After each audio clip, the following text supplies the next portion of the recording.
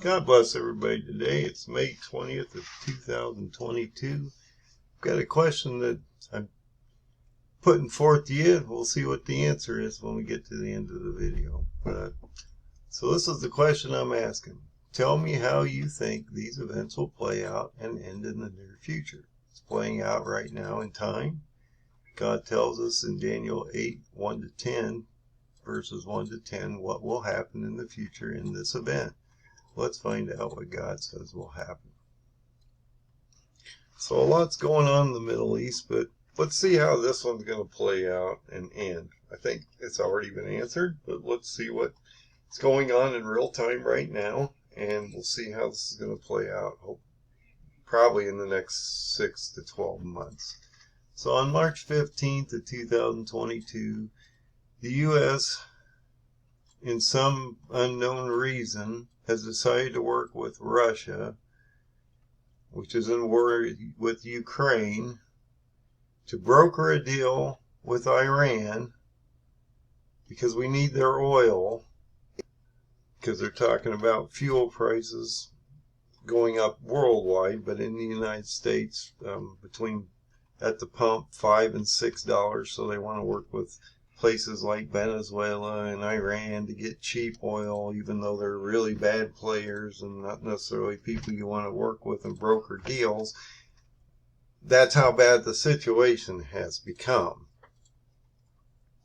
So one of the main sticking blocks in this broker deal, the Iranian deal, is that Iran wants the Iranian Revolutionary Guard removed from the terror list. And Biden really doesn't want to do this because, well, they've been wreaking havoc in the Middle East for a long, long time, and this would open up a can of worms. So they're reluctant to do this. This is really the stumbling block in the brokering this deal with Iran and the nuclear pact they're trying to make. But, you know, they're trying to remove a terrorist group that has wreaked havoc on this area for, forever here. And so that's why this is being held up on that side. Now on the other side of the Middle East, towards Israel, Turkey is working with Israel to basically try to stop Iran from getting a bomb. And so Turkey and Israel have aligned, so the Ottoman Empire that's coming up in the near future is now aligned with the Jewish people, and they're trying to stop Iran from getting a nuclear bomb, which they tell us is going to happen within the next few weeks. So they're telling us that they're going to have, potentially, this was on May 7th of 2022, that Iran is within weeks of acquiring the material for the first nuclear weapon, and so Israel is concerned because they're concerned they're going to nuke them, because that's been Iranians' whole goal, is to nuke the country of Israel, and Turkey's trying to not allow that to happen because they don't want the Temple Mount reduced to rubble, because that is the most holy place on the planet. And so Turkey's trying to protect them, working with Israel to stop Iran from getting a nuclear bomb before Iran decides to nuke Israel, because Turkey wants to protect the Temple Mount, which they're going to try to attack and control in the next few years as we move forward. And there have been many reports and all kinds of different news articles and things about how Turkey is working with Israel, how they have a common enemy. In this article, they even indicate, without mentioning Iran, that this was the person or country they're talking about, and this is who they're trying to protect Israel against. And so I think it's interesting that we have the Turkish government working with Israel to protect the Temple Mount, and U.S. and Russia are working with Iran to broker a deal with Iran and get that nuclear bomb potentially within weeks. I don't know how they're going to stop them if they allow this deal to happen. I mean, we're going to see a nuclear power arise on this planet. And once they're nuclear, they rarely ever go back. So we need to keep an eye on this. And in this article on May 21st, 2022, in the Times of Israel, we see that the Turkish foreign minister is planning a tour of the Temple Mount. This is extremely important. This is the most important place on the planet for the Jews, the Christians, and the Muslims. So this is always the center of the gravity in the Bible, and you always look to Turkey and Israel because the seed of God is in Israel, and the seed of Satan, or the beast, is in Turkey. But now there's another snag that's come up. Sweden and Finland want to join NATO. And Turkey is a NATO member, and because Sweden and Finland both have a policy that regards the Kurds as a regional player, and Turkey thinks that they're a terrorist group, and so until Sweden and Finland recognize the Kurds as a terrorist group, Turkey's not willing to allow both Sweden or Finland to join NATO, which is, they're trying to get into NATO just as Ukraine's trying to get into NATO, because Russia's in the process of having a mobile front against multiple different countries at this point. They're talking about attacking Poland. They're already attacking Ukraine. You've got borders up north of Finland that could potentially be in jeopardy. And so we're actually watching World War III actually occur in front of us, and nobody really is recognizing that the West is moving all of its armament through Ukraine to stop this. And so all countries are basically, of any consequence, are already involved in this war. So if we go into this next article, it tells us that the Monday after Passover weekend, or Easter, as some call it, or when Jesus was crucified, was laid in the tomb for 3 days and then rose, and then we have Pentecost. We're still in Pentecost because it was about 49 days after that. Turkey launched the day after Passover, on that Monday of the 18th, he launched a new ground offensive against the Kurds in northern Iraq. Now this is extremely important because if you know who the Kurds are, you realize they're the Medes. And I think that that's an extremely important connection in Daniel 8, verse 1 to 10, because it tells us that when the Medes or the Kurds join Iran or Persia, then we would see the goat crush the ram, or the two-horned ram. Now the goat is Turkey, and so is Turkey potentially going to have a ground offensive against Iran? And that would then eliminate them from getting a bomb. That would then allow them to protect the Temple Mount, and it would allow them to look like an humanitarian group of, or country, because they're trying to help Israel, when the outcome in the next few years will be that they're going to bring 10 full Muslim nations against Israel and try to actually capture the Temple Mount, probably by the end of 23, as it indicates in my paradigm, that this is something that we need to keep our eye on. Erdogan is posing as a facade to be something that's going to later turn into complete destruction, and so we need to keep our eye on him. Erdogan is the white horseman, I believe. I've been talking about this for a while.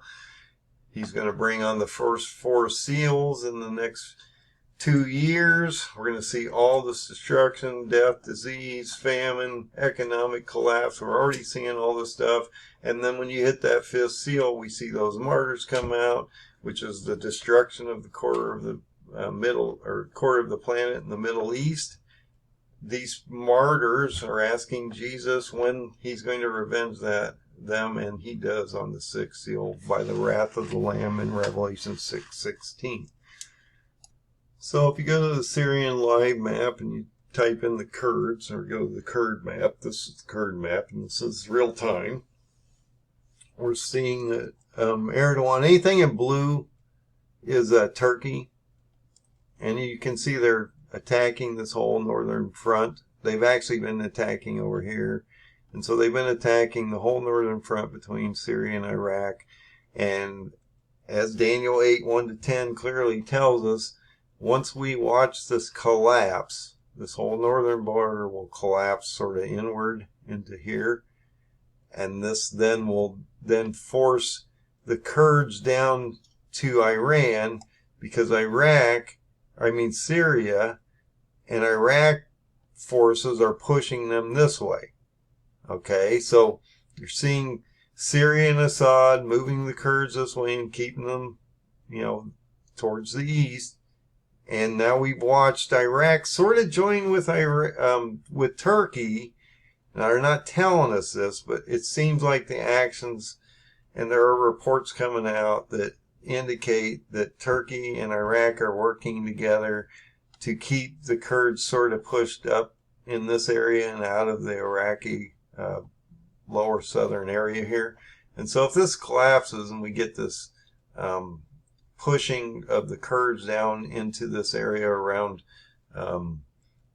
the province of Elam, as it indicates in the prophecy, I believe that we would then see Turkey come over and smash them, as Daniel 8:1-10 clearly indicates that will happen. But the Kurds will have to join Iran first, and all these areas along the western border of Iran here are Kurdistan nations. And so what we're going to start to see is these refugees start to actually move across the border, and they're going to start to funnel down to the southeast in between Baghdad and Shush. And once this occurs, it indicates in the Bible, I'm not telling you this, go read Daniel 8 verse 1-10.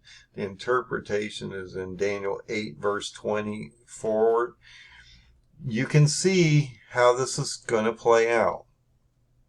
Now, one of the reasons this is happening is Turkey economy is collapsing, and this is a problem for Erdogan, as it's he's gaining pressure from the population due to just in this article, and I believe this was on May 5th of 2022, we saw Turkish inflation rate go to 70%. 70%. We've got like a core inflation of like 5% here in the United States and 8.5% CPI. And so when you're talking 70%, your money doesn't go very far. These people are starving on the ground. And this is a problem for Erdogan because he has a number of things coming up in the near future he has to deal with. So as the dollar strength continues to increase, we're watching all foreign currencies fall, and especially the Turkish lira continues to fall. And so what's happening is we're watching all these currencies move to parity, which basically means that they're 1-to-1 with the dollar, which is unusual. A lot of times, like the euro is $1, or 1 euro is like $1.25 or $1.50. If you actually go to Europe and try to buy $1, it's going to cost you $1.50. It's more expensive. But now we're starting to watch parity happen. And so what that means is that the euro, which is around, last time I looked, and I might be wrong, it's about $1.05 or $1.03. So that was big. Now, 2007 is about $1.50 because I was over there. So I know what it was then, and I know what it is now. And so when we see that go dollar to dollar or go negative, that causes all kinds of problems, because all currencies throughout the world in general have to be converted to dollars before they buy anything. Trade or export, import, everything gets converted to dollars, and in general, and then everything's purchased through that. So when these foreign currencies are moving down and the dollar is moving up so quickly, and we're watching these currencies go to parity, that's a problem, because then we're starting to watch extreme inflation in other countries because their money's not worth anything and they can't buy the goods and services or even possibly food or whatever they need to be able to feed themselves. So this article is posted on May 15th, 2022, and the reason Erdogan potentially could be in trouble, but I think he'll head this trouble off before we get there, is he has an election in 2023, and he's been basically tightening the screws on all his opponents. As it indicates in this article, he's been actually arresting the Kurds in his country and trying to force them out. He's trying to play the humanitarian in some of the European refugee crisis and things like that by giving food and stuff like that. But he's also shut down the airspace over Turkey from Russia, so Russia can't fly over there. They'd have to go through Iran or some other method, and they're still in Russia's still in the Middle East, not at a great extent anymore because everything they've got is basically being moved up into Ukraine to deal with the entrenchment up there. So we need to watch that election coming up in June of 2023. Will he come out victorious? I believe he's the white horseman. I believe he'll stay in power, or he'll be in a position where he maintains power.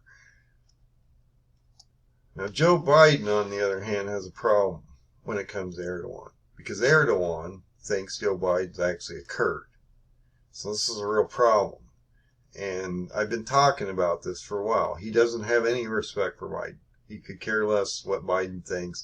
He doesn't like the Kurds. He's trying to genocide the Kurds. He's been trying to genocide the Kurds since the first time the original invasion of the 30-mile buffer started back in October 9th of 2019. So this has been going on for a while. Everybody's all concerned about the Ukrainians, and I am too. But you have multiple countries of multiple groups being genocided right now, and they're not being recognized at all. And one of them is the Kurds. But when we get to the Turkish president, in his mind, Joe Biden is a Kurd, and so I can't believe logically that Erdogan's really going to care what Joe Biden thinks, and that whether Joe Biden's going to put together some Iranian deal through, John Kerry, which is probably the most inept person on the planet in trying to put a project together of any kind through any kind of treaty or agreement. It's just pathetic what he's done out there.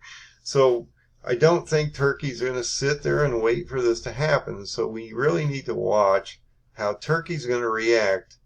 And I believe that we're going to start to see a massive increase of attack on the Kurds, that this will collapse the Kurds. And I've talked about this for a while. Erbil, which is in Iraq, is the regional capital of the Kurdistan people. And so if this capital city were to fall, we would then see a massive refugee movement either across the Iranian border to the east into western Iran or towards Baghdad, as they're being pushed northeast by Syria and Iraq, and they're being funneled down into this area.